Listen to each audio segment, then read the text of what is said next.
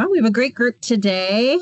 Good to see everybody. Welcome to Arbor Community Conversations. This is a new webinar that we thought we would host, just where it gives us some opportunity for like-minded individuals like yourselves to come together, kind of share your Arbor events that you're doing, ask any other questions, but really more of that. This is what's working for us so that we can all get great ideas moving into the new year in 2026. So for those of you who don't know, I'm Jessica Vasher, the manager here in community engagement. And I'm just going to go over a few little housekeeping tips while everybody's kind of coming in here to make sure that we're all being respectful of the meeting. So first and foremost, please remain muted until you're called upon. One of the ways that I love to be able to call upon you is using that raise hand icon. I'm going to go ahead and click it now. You're going to see that a cute little yellow hand shows up. That lets me know that you'd like to speak, and it also lets me know who's up first. So please get familiar with that. That's one of the greatest ways to go ahead and let us know that you're interested in speaking up when it's time.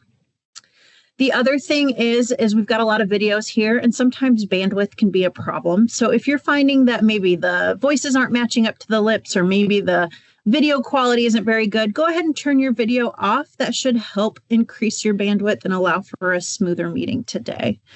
That's it for my housekeeping. Before we go ahead and open the floor, I'm going to introduce our Rockstar team. We've got Leandra Bryan, Senior Community Engagement Specialist. They're waving there. And then Kristen Reed, Community Engagement Specialist as well. So that's it for me. Leandra, did you have kind of some like opening questions you'd like to get the party started with? Sure. I'm going to kind of just go on calling some people from questions that we've come in, and I know your Arbor kind of has a great partnership with things and might have a good response to this question. So the first person I'm going to actually call on today is Lisa. Groups that your Arbor has partnered with, and how does your Arbor go about building that partnership for like completing impact projects and bringing them in to speak and that type of stuff? We partner with all kinds of groups. We're in a very small community, so everybody knows everyone. And a lot of our Arbor members are members of other organizations.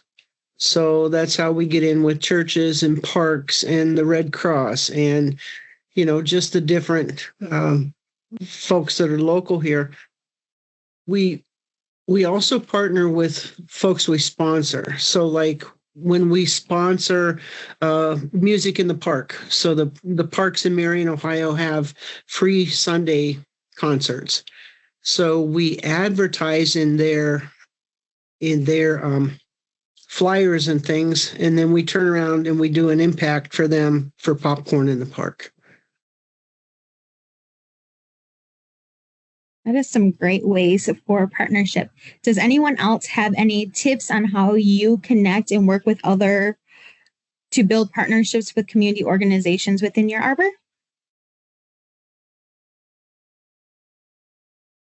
Okay. The next question I have seen a lot of is this is kind of more not necessarily planning, but more of during a meeting and ownership of it. But there's been a lot of Arbors that have noticed side conversations that sometimes pop up. And how does your Arbor handle the best strategy for this? And this can go to anybody that might have that conflict within their group.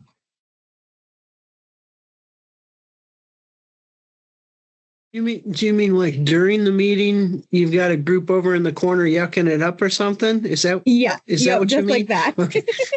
Okay. Rita Barton started us out with a hand clap. So that's, it's like dot, dot, dot, dot, dot. And when you hear that, you answer back with a hand clap and you get quiet. So that's... Was Rita a former teacher? No, I don't think she was. but it works, gets everyone's attention, and that just, in succession, as we got a new president, they kind of use the hand clap too. So it's better than having a whistle. Oh, I agree on that one. That's a fun, unique way to do it though, too. So. Okay. Does anyone else have any tips or tricks that you use that might be beneficial?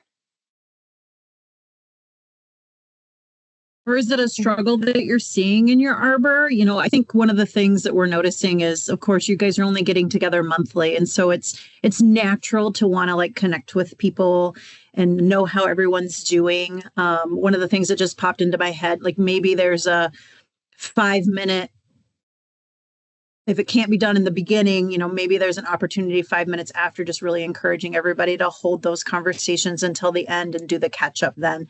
But it is something that we're hearing a lot of here just recently. And we want to make sure that we're empowering everybody to have those options to feel confident in directing conversations the way that they should be going during the actual part of the business meeting. So.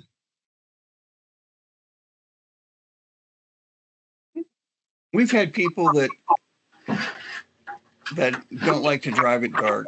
So we try to get the meetings going, and we let people know, exactly that, that somebody has to leave, or a couple of these people need to leave at a certain time. So, if you want to stick around afterwards and catch up, that'd be ideal. It's a good way to do it too. Yeah, especially since it is getting dark so early. Like I'm ready for bed right now.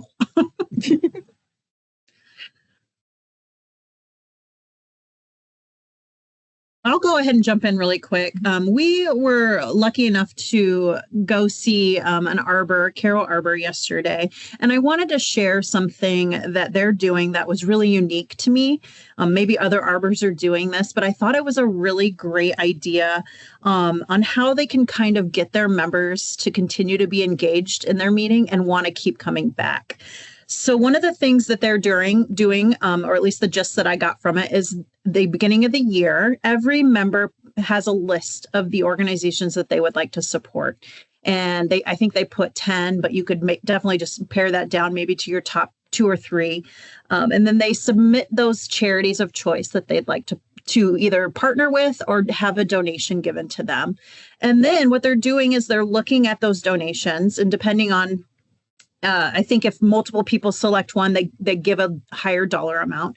But then they're also letting members kind of own that donation amount. So if there are 10 active members that are continuously coming to a meeting, they're allowing those 10 members to own, let's say, $250, where they can determine, like, I'd like this money to go to this organization and for this cause. And it's really creating this need to want to come back, because then they get a voice in how some of that money is spent. I know we all have our voices when it comes to meetings and activities, but sometimes others are maybe a little bit better at planning where those activities are and how they go. So this was a great way to kind of start that ownership process and kind of giving a small little toe dip into allowing members to have a voice in where their money is spent that's a little bit more personal to them than a grand like activity. So I thought that was really unique. There were about, I think, 10 to 15, if I had to look at the list, of where they're just writing $250 to the organization, depending on who picked it.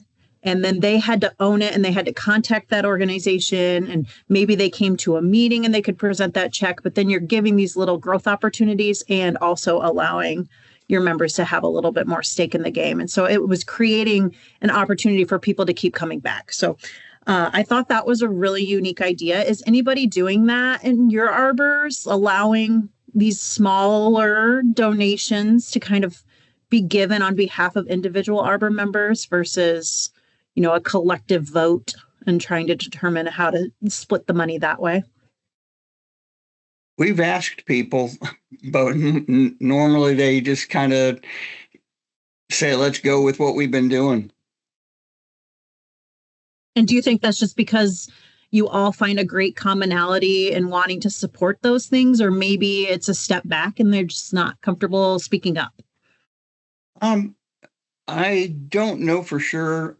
A lot of people don't read the newspaper anymore.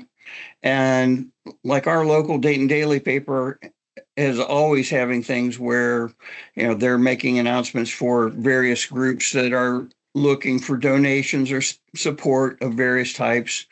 And so, I'll bring those up. And that's how we've gotten a couple of them, and people got excited about it, but we haven't had a whole lot of new ideas pop in from other members. Okay. One of the things too, I've heard a lot of is people are seeing things like on Facebook, of course. And so they're bringing those things to the meetings. That was another really great idea. And it didn't mean that it was going to be supported, but there are these little one-off opportunities. Just a reminder, we do want you to avoid those GoFundMes because that money is not going 100% to an individual or an organization. So earmarking that really quick, but another little sidetrack regarding this. Next year, we're really going to focus on passing the torch as our theme and mentorship. So the reason why I really liked this model that Carol Arbor is doing is because it is creating a little bit of some ownership to each member, and it makes them take a little bit of a step towards maybe a leadership role, because now they have to do certain aspects to get that. Let's say they had to contact the organization to come and receive the donation. Well, they've taken that step to reach out, where maybe that's something that they wouldn't have done before. So we're doing these little micro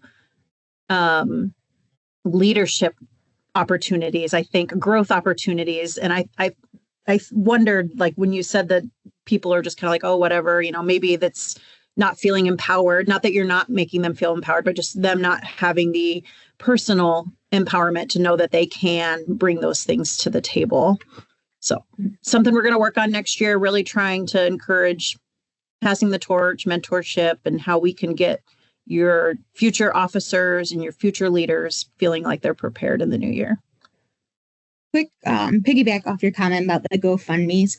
It's not that we're against you donating through the GoFundMe site. So if you see one that is a local family in need or a house fire or something like that, we would rather you reach out to the family and donate to them personally versus putting the donation into the GoFundMe, because that way they're getting 100% of your donation versus that organization taking out that percentage. So you can still use that as a tool to potentially, if you see a local family that needs help with medical or whatnot, but that's where that comment came from. So.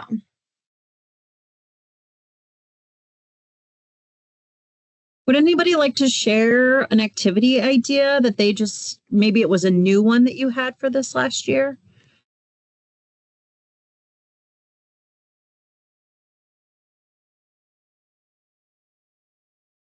I'll bite.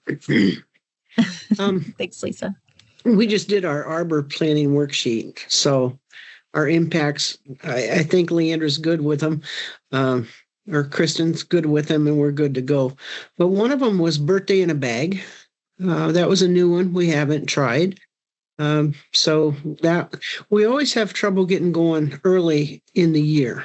Everything always hits later because it's like, oh, we're planning for something in the summer or something in the fall, and we needed something quick and easy that we could do, like February. And it would get the Arbor involved in the assembly line to put everything together, during those cold winter months when we can't get outside and do fun things. So we're going to do the birthday in a bag. And what it is you get a aluminum cake pan with a lid. You buy a cake mix, a can of Sprite, some birthday candles, and some icing. And you put that together and you put it in a bag and you take it to the food pantries. For the folks that can't afford to have a full-blown birthday party, you could give them, their own private party with the cake, the candles, and the icing. Maybe a birthday card in there and a streamer or something. So that one was new for us next year. Are you guys putting anything on those bags that says like this birthday bag was packed by or anything, or are you allowed to do that? We have Gleaner labels.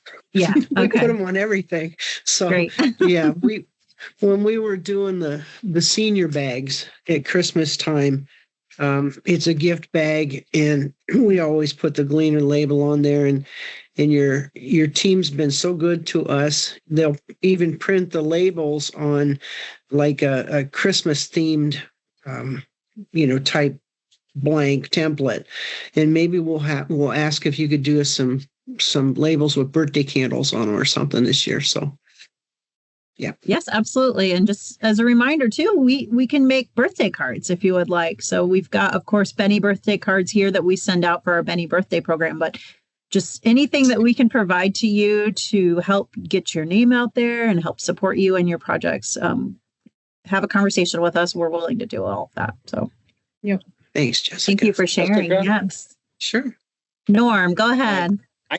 I don't know where the hand signal is here, but anyway, we did something that we've done before, but it was done differently this time. We worked with a church that does once a month meal for the homeless.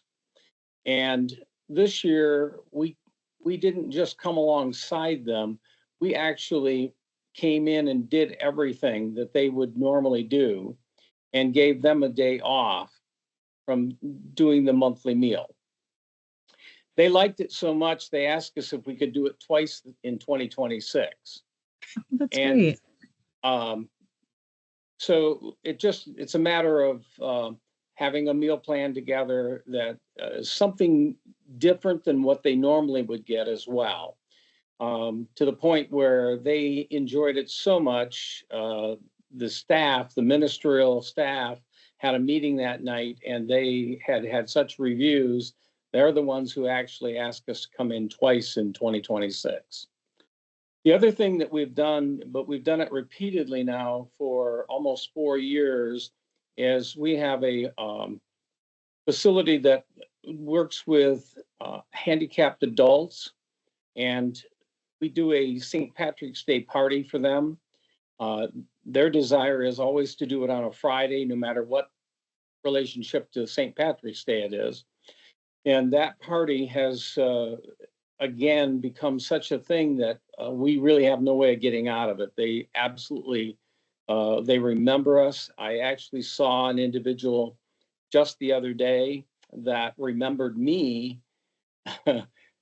We were at a funeral, actually, and he is a resident at that home. And to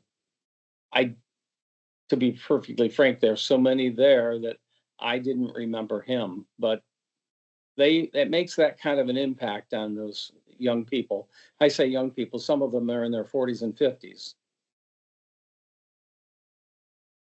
Thanks for sharing, Norm. I'm going to try to be better about saying who you guys are. That was Norm Wilcher from Rivertown Arbor, and then Lisa Hull is from Chester Arbor. Is there anybody else that would like to unmute and go ahead and, peacock a little bit about your arbor and kind of give us what's working for you and share some information? We do something. We haven't decided what to call it yet. Either they're teacher appreciation bags, survival kits, I don't know, but we take the Gleaner bags and fill them with things for the teachers that are given to them right when they start the school year. So they get like a bottle of aspirin or Tylenol, a stress ball, chocolate. We Liquor? use no, we don't. Yeah, we don't give them liquor. But we put hand wipes in there, spot remover, little spot removers, those kinds of things that Band-Aids that come in handy for the teachers and, keep us in front of them throughout the year because, the Band-Aids, we use the little dispensers that Gleaner has and make sure that they know that it's Gleaner. It's coming from Gleaner. So anyway, that's been kind of fun. It's about $10 a bag to fill them. But we get our promo items and then we fill it out with the rest. Great. Thanks for sharing. That was Sue Ann Hammersmith with South Fairfield Arbor. I love the idea of calling it a survival kit. Bless all of the humans that teach our tiny children. It takes very special people to do that, and we need to appreciate them as much as we can. Does anybody else like to unmute and let us know any of your unique ideas before we share a few of the ones we found? Cindy, go ahead and unmute. Cindy Simmons from Ithaca? No, I knew I was going to get it wrong. Harmony Arbor. Sorry. That's okay. I had to explain to two people at businesses today. So roll. We actually did a teacher. It was teacher to teacher. It was an online coupon place where teachers can purchase things they need for the classroom, various programs they might have that would be really useful in math or science or health, whatever. But we gave them the coupons. We purchased coupons and we gave them to each of the teachers in the elementary school. And then they were so excited. But that was something that they didn't have to go ask permission to purchase, that they didn't have to take out of their pocket. And they already knew of the program much better than we did. So that was a really good one, but that's an online source, teacher to teacher. I have not heard of that one. That's really great. I knew too, a lot of teachers will have Amazon wish lists, and those are always encouraged to participate with. That is full funding, goes right to them. It's not like a GoFundMe where they're taking a percentage. So would encourage, if your heart lies with supporting teachers, that is a really great one that Cindy shared. And then of course the Amazon wish lists and reaching out to them and asking them what they need. Ahead and throw one up if real quick, and then I'll let Leandra take over. So some of the ones that I searched on the internet, and I just said, give me some really great, unique ideas for volunteer efforts. And so one of the first ones I found was something called a therapeutic art session that would be volunteering with your local hospital or maybe even your nursing homes, rehab homes, any of those, and just guiding your patients and helping them create crafting projects, whether that's through painting or maybe it's musical, getting a few musical items that you could bring. I'm thinking like a xylophone, harmonicas, all of those kind of things, and just having a little bit of a therapeutic session, maybe working with a recreational therapist or recreational or occupational, one of those two, to kind of get into that kind of atmosphere. One of the other ones was intergenerational skill sharing, kind of similar to the previous one, but inviting a youth to come alongside you. Maybe it's a local high school club or Boy Scouts, Girl Scouts, any of those, and just having them come alongside you and do those activities with the seniors. It's really can be a really humbling experience seeing the teens and those of a more seasoned generation kind of try to bridge those generational gaps. You could play checkers. You could do Yahtzee. You could do Sudoku. There's just so many things, reading, and again, musical, just bringing those two together. One of the most heartbreaking things that I've experienced with working in nursing homes is that some of them don't have family, and just having a young person there to communicate with and be a part of their life is really, really touching for them. And then my last one was something that's really popular here in Adrian. It's painting rocks. So you could get some rocks, do a painting opportunity together, and then they're called kindness rocks. So you could put little messages on them, and then you hide them throughout your community so that when somebody's just walking along, they might find it and it's got a little inspirational quote. So those are they leaned a little bit more to the creative side, but those are the three that I found. Do you have any to offer, Leandra? I was actually going to see if I could pick on Ralph or Patty to talk more about their senior harvest program that they do. I can't talk this afternoon. Every year, where they bring the initiative of fresh produce to local seniors, along with some other incentives that happen that day. If either of you guys would be willing to kind of explain a little bit more about it, maybe. And that's Homer Township in Illinois. Yes. Yeah, we do a senior harvest every year, and we partner with a local farm that can get the produce for us, and we fill about 150 bags, and people come and they get the bag for free. And then we also have a bake sale for them, not a bake sale because it's free, but we bake and get bakery so they can sit and chat with other seniors. And we have the fire department there doing blood pressure, and we have a local pharmacy there doing free vaccinations.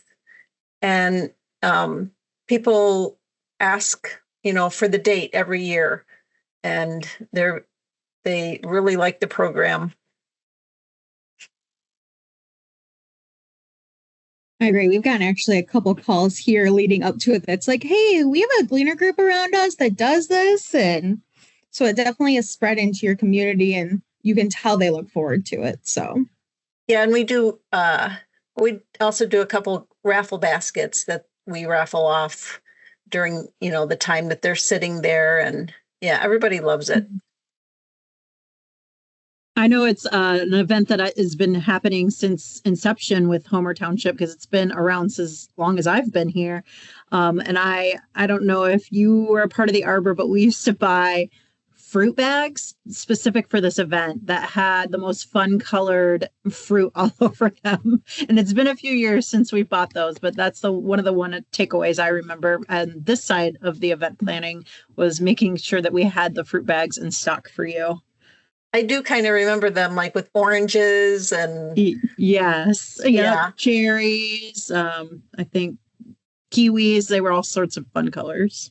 Yeah, and we use the insulated Gleaner bags to fill with all the produce, and they love those bags. I have so many of those, and I still don't feel like I have enough. They're great. Yeah.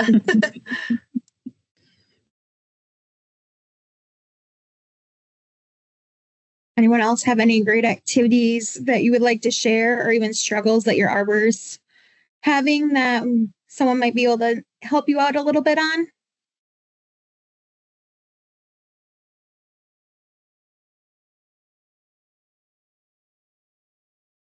No questions. We were willing to go to 3:45 if you guys wanted to chat some more, but if there aren't any, I don't know. Go ahead. I don't know if anyone else takes advantage of the online meetings. We have a few people that have a hard time getting out sometimes. So by putting them on a phone call or a video chat, that's helped us fill the gap. And I'm not sure if everyone's taking advantage of that. Yeah, you are able to do that. We do allow for call-ins and virtual meetings. I think since that big C word occurred in 2019, we've made that. I don't know. We allow it, I guess is where I'm trying to go. Whatever you can do to get your members involved and make them feel like they're a part of the team.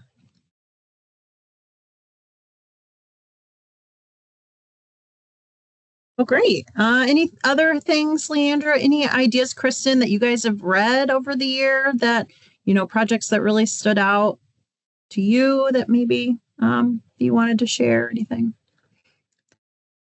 I will give kudos to Portage City Arbor too. I really like their activity they do each year where they bring in local charities and they honor them with a donation, and they have like a little dessert bar, but it gives each of those charities an opportunity to talk and share what their mission is.